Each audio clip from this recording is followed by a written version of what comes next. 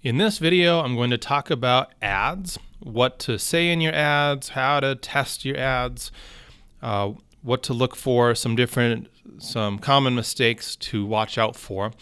And I'm going to go through a few examples. Real quick, I wanted to show this one. So you can see these ads are talking about a specific location here, DFW, meaning Dallas, Fort Worth, Texas. But this campaign is targeting the whole state of Texas. Now, I see this sometimes where people will be targeting maybe a whole state, and then their ads will talk about different cities within that state. Google doesn't match up your ad to someone's city just because of the text in your ad. If you want to show certain ads to people in specific cities, you need to actually set up different campaigns with different location targeting. Now, this particular ad, all of these ads mention DFW. So if that's the case where you're only working within DFW, I would change the location targeting in this campaign so that it's not targeting the whole state of Texas. Or if you want to target the whole state of Texas, maybe set up different campaigns for the major cities in Texas, and then another campaign that targets the whole state and excludes those major cities. But you don't want someone in a different city seeing an ad that says Dallas, Fort Worth. It's not going to be relevant to them. Another thing I'll point out in this particular ad group, there are 4 ads here. I test with 2 ads at a time. You could make an argument to use 3 ads at a time, but I definitely would never use more than 3 ads. So aside from needing to maybe change the ads so they're not specific to Dallas-Fort Worth, I would pause at least one of these ads. Now, there is not any conversion data to look at here. So because of that, we can still make decisions. Even though we're trying to get conversions, if there aren't any conversions or they haven't been tracked properly, we can then make decisions based on clicks, based on how much traffic these ads are actually bringing to the website. So you can see this ad with 6% click-through rate is doing the best job of bringing people to the website. This ad with 2.8% click-through rate is doing the worst job. So what I would do is at least pause this ad, this responsive search ad. And then I'd probably pause these other 2 ads also and think about creating a different ad, a different variation that could potentially perform better than this, meaning it would have a better click-through rate. Now, ultimately, we want an ad that's going to have a better cost per conversion, but until we have that conversion data, the best thing to do is just focus on the click-through rate and focus on the click data. Let's look at another account. So this is an account where they're looking for people who are searching for senior living homes. Okay, and then what they do is they help you find a senior living facility. So you can compare costs. Okay, so this is not a home. This is a service that helps people find and compare homes. So looking at the ads, I think that is not very clear in these ads. You're saying discover the best options now.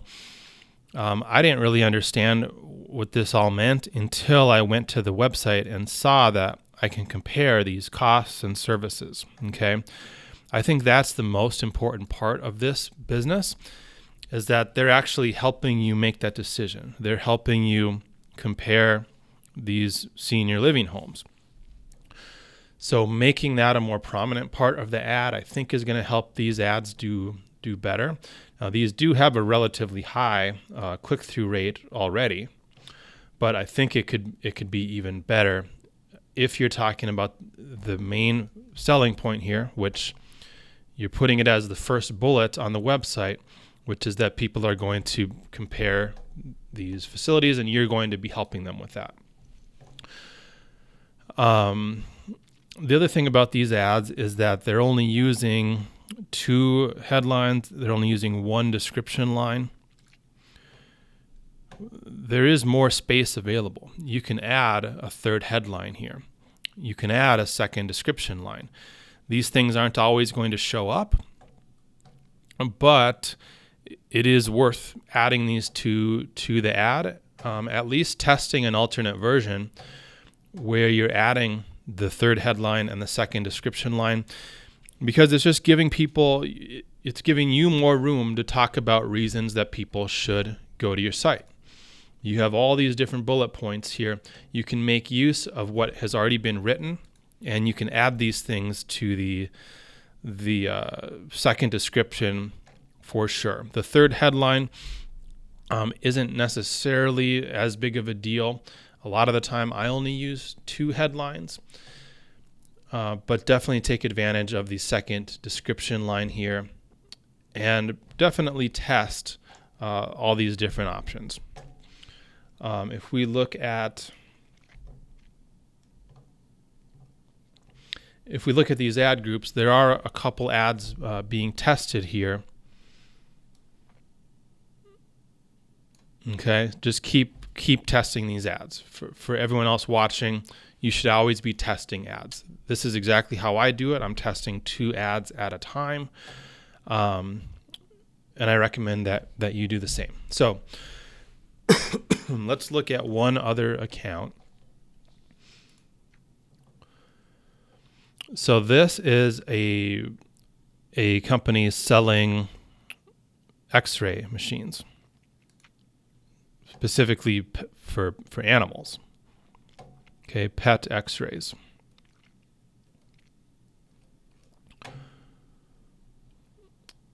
Or farm animal X-rays, I suppose, but X-ray machines for animals. So very specific target market for this. Now you can see in this ad group, not only are there 4 different ads, but these ads are actually going to different landing pages. So these top 2 ads are going to one landing page. This 3rd ad is going to a different landing page. And then the 4th ad is going to the same landing page as the top 2 ads. So when I'm looking at the ultimate results here, and we can see the cost per conversion, it's pretty obvious to me that this 3rd ad, which is going to a different landing page than the rest, is producing leads at a lower cost per conversion. So we can compare these landing pages. Okay, this is the lower cost per conversion landing page. This is the higher cost per conversion landing page. So based on these ad results, this is telling me that I would rather send people to this page that shows the picture of the table. Okay, this is bringing me more conversions at a lower cost. So there may be other nuances here. Maybe people landing on this other landing page, maybe that's bringing a higher value type of lead. It's hard for me to know that. Maybe the business owner knows that. But is it almost twice as valuable to get a lead from this page as it is from this page? Okay, I would think the quality of the lead is about the same because these are targeting the same keywords. They're in the same ad group. So I would say it's time to turn off these lower performing ads, okay, all the ones that are using the lower performing landing page, and just start sending traffic to the better performing landing page. And then I would create different variations of the ad, but those would all be going to the better performing landing page.